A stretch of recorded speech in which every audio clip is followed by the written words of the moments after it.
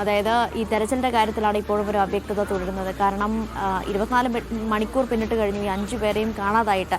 അവർക്കതിനുള്ള പരിശോധനകൾ തുടരുന്നു. നേരത്തെ നമ്മൾ പറഞ്ഞതുപോലെ തന്നെ തെർമൽ ഡിറ്റക്ടറും കടാവർ നായകളെയും ഉപയോഗിച്ചുള്ള പരിശോധനകളാണ് പുരോഗമിക്കുന്നത്. പക്ഷേ അതിലും ഇതുവരെയും ഒന്നും കണ്ടെത്താൻ സാധിച്ചിട്ടില്ല എന്ന സാഹചര്യമാണ് നിലവിൽ അവിടെയുള്ളത്. രക്ഷപ്പെട്ട 7 പേരിൽ 2 പേരായിരുന്നു നേരത്തെ ICUവിൽ ഉണ്ടായിരുന്നത്. ഇപ്പോൾ ഒരാളെ കൂടി അങ്ങോട്ടേക്ക് മാറ്റിയിട്ടുണ്ട്. അതായത് ഇപ്പോൾ നിലവിൽ 3 പേർ ICUവിൽ കഴിയുന്നുണ്ട്. ഫൈസൽ നെടുമാലയിലേക്ക് പോവുകയാണ്. ഫൈസൽ, മുഖ്യമന്ത്രി ദുരിതാശ്വാസ ക്യാമ്പിലേക്ക് എത്തിയിട്ടുണ്ട്. അനിഷ, ദുരിതാശ്വാസ ക്യാമ്പായി പ്രവർത്തിക്കുന്ന മേപ്പാടി ഗവൺമെന്റ് പോളിടെക്നിക് കോളേജിലേക്കാണ് മുഖ്യമന്ത്രി ഇപ്പോൾ എത്തിയിരിക്കുന്നത്. അല്പസമയം മുമ്പ് ദുരന്ത സ്ഥലം സന്ദർശിച്ച ശേഷമാണ് മുഖ്യമന്ത്രി ഇവിടേക്ക് എത്തിയിരിക്കുന്നത്. ദുരന്തബാധിതരായിട്ടുള്ള ആളുകളെ മുഖ്യമന്ത്രി സന്ദർശിക്കും. നമുക്ക് നേരത്തെ ഈ ക്യാമ്പിൽ, ദുരിതാശ്വാസ ക്യാമ്പിൽ കഴിയുന്നത് അപകട സാധ്യത മേഖലയിൽ നിന്ന് സുരക്ഷിതമായി മാറ്റി താമസിപ്പിച്ച ആളുകളാണ്. അവിടെ എസ്റ്റേറ്റ് തൊഴിലാളികളും ആ സമീപ പ്രദേശത്തുള്ള ആളുകളുമാണ് ഇപ്പോൾ ഈ ക്യാമ്പിൽ കഴിയുന്നത്. 44 കുടുംബങ്ങളിലായി 112 ആളുകളാണ് ഇവിടെ താമസിക്കുന്നത്. അവർക്ക് സുരക്ഷിതമായി ഇരിക്കുന്നതിന് വേണ്ടി തന്നെയാണ് ഇന്നലെ വൈകിട്ടോടു കൂടി അവിടെ നിന്ന് പൂർണ്ണമായും ആ പ്രദേശത്തുള്ള ആളുകളെ ഇവിടേക്ക് മാറ്റി പാർപ്പിച്ചത്. നമുക്കറിയാം, ഇന്നലെ രാവിലെയാണ് ആ വലിയ തരത്തിലുള്ള ഒരു മണ്ണിടിച്ചിൽ ഉണ്ടായത്. തുടർച്ചയായിട്ടുള്ള മഴ പ്രദേശത്ത് ഉണ്ടായിരുന്നു. അതിനുശേഷം ഈ പുഴയുടെ താഴ്ഭാഗത്തായിട്ടുള്ള ആളുകളും ഈ ബീനാച്ചി എസ്റ്റേറ്റിലും ലയങ്ങളിലുമായി താമസിച്ച ആളുകളും അവിടെ ഉന്നതിയിൽ താമസിച്ച ആളുകൾ, അങ്ങനെ അവിടെയുള്ള ആളുകൾക്കൊക്കെ തന്നെ അപകട ഭീഷണി നിലനിൽക്കുന്ന ഒരു സാഹചര്യം ഉണ്ടായിരുന്നു. അതുകൊണ്ടാണ് അവിടെ നിന്നും ആളുകളെ ഇങ്ങോട്ടേക്ക്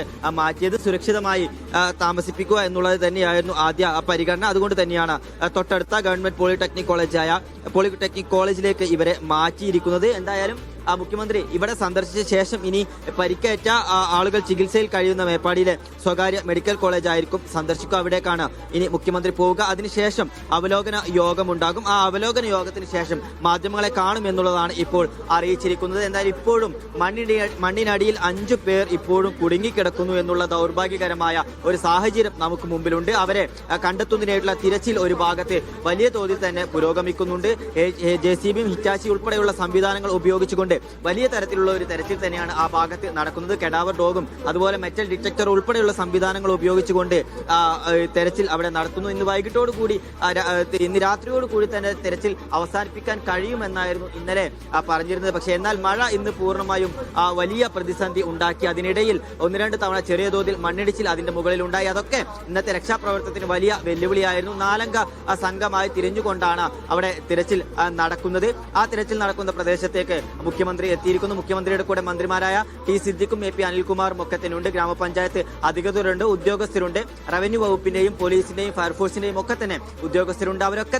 അവരോടൊക്കെ കൂടി ആലോചിച്ചുകൊണ്ട് ഈ പ്രവർത്തനത്തെ പൂർണ്ണമായും ഏകോപിപ്പിച്ചുകൊണ്ട് തന്നെയാണ് മുഖ്യമന്ത്രി ഇപ്പോൾ ദുരിതാശ്വാസ ക്യാമ്പിലെത്തിയിരിക്കുന്നത്. ഇവിടെയുള്ള ആളുകളെ കാണുകയും അവർക്ക് വേണ്ട ആശ്വാസം കൊടുക്കുകയും ചെയ്യും. അതുമാത്രമല്ല, ഇനി ഏതെങ്കിലും തരത്തിൽ ഇവർക്ക് മറ്റെന്തെങ്കിലും ആവശ്യങ്ങൾ വേണമെങ്കിൽ അതെല്ലാം തന്നെ മുഖ്യമന്ത്രി ഉറപ്പുവരുത്തും എന്നുള്ളത് തന്നെയാണ് നമ്മൾ മനസ്സിലാക്കുന്നത്. നേരത്തെ തന്നെ മന്ത്രിമാർ ഇക്കാര്യത്തിൽ ഉറപ്പുവരുത്തിയതാണ്. ഇനി മറ്റേതെങ്കിലും തരത്തിലുള്ള ആശങ്കകൾ ഇവർക്കുണ്ടെങ്കിൽ അതെല്ലാം പരിഹരിക്കുന്നതിന് വേണ്ടി തന്നെയാണ് മുഖ്യമന്ത്രി നേരിട്ട് ഇവിടെ ദുരിതാശ്വാസ ക്യാമ്പിലേക്ക് എത്തിയിരിക്കുന്നത്. ഇനി ഇവിടുന്ന് ആളുകളെ കണ്ട ശേഷം പരിക്കേറ്റ് കിടക്കുന്ന ചികിത്സയിൽ കഴിയുന്ന ആളുകളെ കാണുന്നതിന് വേണ്ടി മേപ്പാടിയിലെ സ്വകാര്യ മെഡിക്കൽ കോളേജിലേക്ക് പോകും. അവിടെ വെച്ച് രോഗികളെ കാണും. അതിനുശേഷമായിരിക്കും കൽപ്പറ്റയിൽ നടക്കുന്ന അവലോകന യോഗത്തിൽ പങ്കെടുക്കുക. ആ അവലോകന യോഗത്തിലായിരിക്കും ഇന്നലത്തെ അപകടത്തിനുണ്ടായ കാരണവും അതുമായി ബന്ധപ്പെട്ടുണ്ടായ ഏതെങ്കിലും പാളിച്ചകൾ ഉണ്ടായിട്ടുണ്ടോ, അത്തരത്തിലുള്ള ചർച്ചകളൊക്കെ തന്നെ ഇന്നത്തെ കൽപ്പറ്റയിലെ അവലോകന യോഗത്തിൽ ഉണ്ടാകും. അതിൽ മന്ത്രിമാരുണ്ടാവും, ജില്ലാ കളക്ടറുണ്ടാവും, സബ് കളക്ടറുണ്ടാവും, ഉദ്യോഗസ്ഥരുണ്ടാവും, ബന്ധപ്പെട്ട ഈ കമ്പനിയിലെ അധികൃതരുണ്ടാകും എന്നുള്ളത് തന്നെയാണ് നമ്മൾ മനസ്സിലാക്കുന്നത്. അത്തരത്തിൽ പൂർണ്ണമായിട്ടുള്ള ഒരു അവലോകന വിശദീകരണം കഴിഞ്ഞ ശേഷമായിരിക്കും മാധ്യമങ്ങളെ കാണുക. അതിനുശേഷം കൃത്യമായിക്കൊണ്ട് എന്താണ് അവിടെ സംഭവിച്ചത് എന്നുള്ളതും ഇനി സർക്കാരിന്റെ തുടർന്നുള്ള നീക്കം എന്താണ് എന്നുള്ളതും ഈ കമ്പനിക്കെതിരെ ഏതെങ്കിലും തരത്തിൽ നടപടികളുണ്ടെങ്കിൽ അതുപോലെ നമ്മൾ മുമ്പൊക്കെ സൂചിപ്പിച്ചതുപോലെ ഈ മണ്ണ് നീക്കം ചെയ്യുന്നതിൽ ഏതെങ്കിലും തരത്തിൽ അപാകതയുണ്ടോ എന്ന് പരിശോധിക്കേണ്ടതുണ്ട്. അത്തരത്തിലുള്ള കാര്യങ്ങൾക്കൊക്കെ തന്നെ സർക്കാരിന്റെ ഭാഗത്തു നിന്ന് കൃത്യമായിട്ടുള്ള ഒരു മറുപടി അല്ലെങ്കിൽ വിശദീകരണം ഇന്ന് ഉണ്ടാകുമെന്ന് തന്നെയാണ് നമ്മൾ മനസ്സിലാക്കുന്നത്. കമ്പനി കരാറിന് നേരത്തെ ഈ മണ്ണ് നീക്കം ചെയ്യാൻ നിർദ്ദേശം കൊടുത്തിരുന്നു എന്ന് പറയുന്നത്. അപ്പോൾ ആ കാര്യത്തിലൊക്കെ ഇനി വ്യക്തത പൂർണ്ണമായും വരേണ്ടതുണ്ട്. അത്തരത്തിലുള്ള വ്യക്തതകളൊക്കെ തന്നെ ഇന്നത്തെ അവലോകന യോഗത്തിന് ശേഷം ഉണ്ടാകുമെന്ന് തന്നെയാണ് നമ്മൾ മനസ്സിലാക്കുന്നത്. ഇപ്പോഴും ഏറ്റവും ദൗർഭാഗ്യകരമായിട്ടുള്ള കാര്യം നമ്മൾ സൂചിപ്പിക്കുന്നത് പോലെ 5 പേർ ഇപ്പോഴും മണ്ണിനടിയിൽ തന്നെയാണ്. അവരെ കണ്ടെത്തുന്നതിന് വേണ്ടിയിട്ടുള്ള ശ്രമങ്ങൾ ഇപ്പോഴും പുരോഗമിക്കുകയാണ്. ഇന്നലെ രാവിലെ 11 മണിക്കാണ് ഈ തുരങ്കപാത പദ്ധതി പ്രദേശത്ത് മണ്ണിടിച്ചിലുണ്ടാകുന്നത്. അതിൽ 18ഓളം പേർ അപകടത്തിൽപ്പെടുന്നു. പകുതി ആളുകളെ രക്ഷപ്പെടുത്തി 3 പേർക്ക് ഈ ജീവൻ നഷ്ടമായി. പലരുടെയും നില, 2 പേരുടെ നില അതീവ ഗുരുതരമായി തുടരുന്നു. ബാക്കിയുള്ളവർ ചികിത്സയിൽ കഴിയുന്നു. അപ്പോൾ അത്തരത്തിൽ ദാരുണമായിട്ടുള്ള ഒരു സംഭവം തന്നെയാണ് വയനാട് കള്ളാടിയിൽ ഇന്നലെ ഉണ്ടായിരിക്കുന്നത്. അതിനുശേഷം മന്ത്രിമാരും MLA-മാരും ഉൾപ്പെടെയുള്ള ആളുകൾ ജില്ലയിലേക്ക് എത്തുന്നു. അതിനുശേഷം ഇപ്പോൾ മുഖ്യമന്ത്രി കൂടി ദുരന്ത സ്ഥലം സന്ദർശിച്ച് ഇപ്പോൾ ക്യാമ്പിലേക്ക് എത്തിയിരിക്കുകയാണ്. അനീഷ.